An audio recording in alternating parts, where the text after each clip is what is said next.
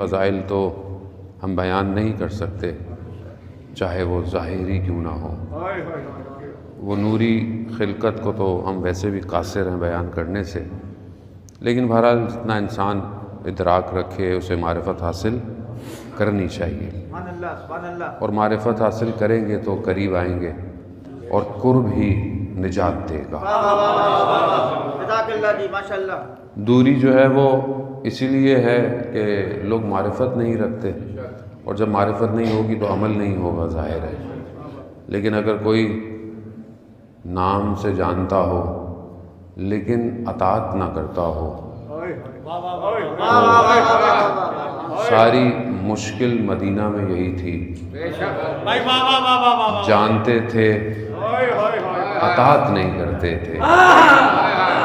اطاعت ضروری ہے زان محترم، جانتے تو تھے، جانتے تھے کون ہے، لیکن اطاعت نہیں کی۔ تو ہمارا لیے ضروری ہے کہ ہم اطاعت کریں، پہچانیں، مانیں، اور نہ صرف ظاہری طور پر، انفرادی طور پر، بلکہ اجتماعی طور پر، ایک فیملی کے ہوتے ہوئے کہ گھر کیسا ہونا چاہیے، بیوی کیسا گھر چاہتی ہیں اس کے ماننے والے کا۔ بہرحال یہ جو ہے وہ چند آرائز آپ کے سماعتوں کی نظر کرنے ہیں کہ ماشاءاللہ آپ اہل علم ہیں، علماء کو سنتے رہتے ہیں، اور ہم تو بہرحال کیا بیان کریں گے۔ پروردگار کی رحمت جو ہے وہ بہت وسعت رکھتی ہے، رحمت جو ہے وہ اس کی واسع ہے۔ جتنی انسان کے اندر ظرفیت ہوتی ہے، انسان اتنی رحمت کو اپنے وجود میں ابزارو کرتا ہے۔ اب آپ اگر بارش ہو رہی ہو اور بارش کا پانی کسی برتن میں، تو جتنی برتن کی وسعت ہوگی اتنا پانی آئے گا۔ اگر بہت بڑا کوئی حوض ہو تو بارش کا پانی اس میں اتنا ہی سمائے گا، لیکن اگر بارش سمندر پہ گرے تو سمندر کی وسعت اس رحمت کو اپنے وجود میں لے لے گی۔ بالکل اسی طرح ہم لوگ خود ہیں، جب اگر ہم اپنی ظرفیت بڑھائیں گے تو معرفت بڑھتی چلی جائے گی۔ اب اگر ظرفیت کم رکھیں گے معرفت بھی کم ہوگی، ظاہر ہے۔ اب ہم اپنی ظرفیت کو جتنا بڑھاتے رہیں گے، انہینس کریں گے، اتنا خدا ہمارے معاملات کو ادراکات کے بڑھائیں۔ اب ہم اس کو کس طرح بڑھائیں، کس طرح بڑھائیں، کیا کیا انجام دیں؟ تو بہرحال اس لیے ہم لوگ ان مجالس میں آتے ہیں کہ جو ہمارے معرفتیں ہیں جو پہلے تھی، جب مجلس سے نکلیں تو معرفت میں اضافہ ہو۔ مجلس کا معیار ہماری معرفت سے ہونا چاہیے، مجلس کا معیار مجمع سے، مجلس کا معیار ظاہری مجلس کی کامیابی میں نہیں ہے۔ آپ کی معرفت میں کتنا اضافہ ہوا تو پھر بات ہے کہ آپ کو مجلس سمجھ میں اللہم صلی علی محمد۔ کیونکہ اصل جو چیز کو حاصل کرنا ہے وہ آپ نے حاصل کرنا ہے، اور جب ہم اپنے وجود کو اتنا بڑھائیں گے کہ ہم اس جگہ کی قدر، مجلس کی، عزاداری کی، امام بارگاہ کی، مسجد کی قدر کو رکھیں گے تو پھر ہم ظاہر آئیں گے بھی ویسے ہی۔ یعنی پھر ہم ایسے نہیں آئیں گے کہ بس میں ایسے اٹھ کے چلا جاؤں، نہیں، پھر باوضو آئیں، ادب کے ساتھ آئیں، احترام کے ساتھ آئیں، استغفار کر کے آئیں۔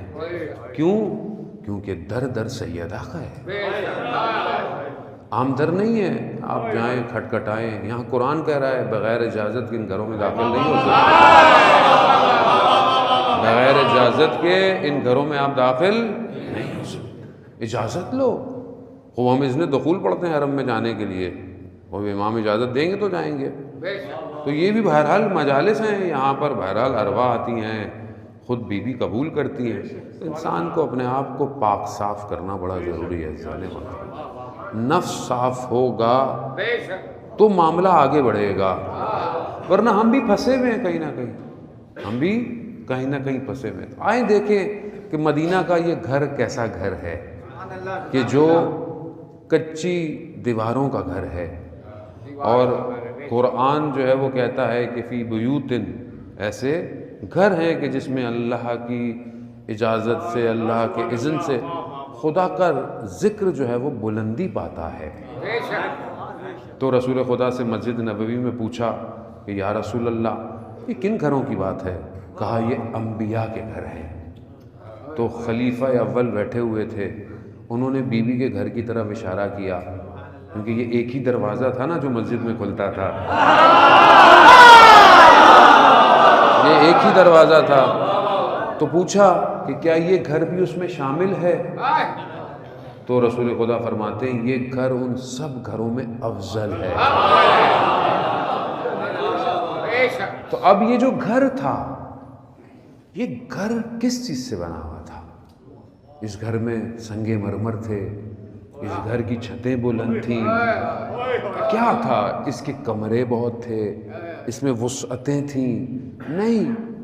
ہم اپنی زندگی میں انسان بہت محنت کرتا ہے اور کہتا ہے کہ بھائی میرا اپنا گھر ہو. انسان بعض اوقات سارا زندگی محنت کرتا ہے کہ گھر بنائے، کوشش کرتا ہے جتنا اچھا گھر ہو، اولاد کو آسانی ہو، نسل کو آسانی ہو، کھلا ہو، صحن کھلے ہوں، عمارت ہو. کوئی بڑی بڑی ٹاپ دنیا کی بلڈنگوں میں گھر لیتا ہے، 20 منزل پہ، 40 منزل پہ، 50 منزل پہ جاتا ہے کہ بھائی گھر ہو. لیکن یہ گھر نہیں ہوتا، جو ہم بناتے ہیں وہ مکان ہوتا ہے. ہم مکان بناتے ہیں، گھر افراد سے بنتا ہے. بہت سارے لوگ اپنی زندگی میں محنت کرتے ہیں مگر مکان بناتے ہیں، گھر نہیں بناتے. گھر ایسا ہو کہ جو افراد آپس میں جڑے ہوئے ہوں. یہ گھر ایسا تھا کہ جس نے پوری دنیا کو ایسے افراد دیے کہ بشریت انہی کے اوپر تکیہ کی ہوئے ہے. کیا دیا اس گھر نے؟ اس گھر نے مولا کائنات، اللہم صلی علی محمد،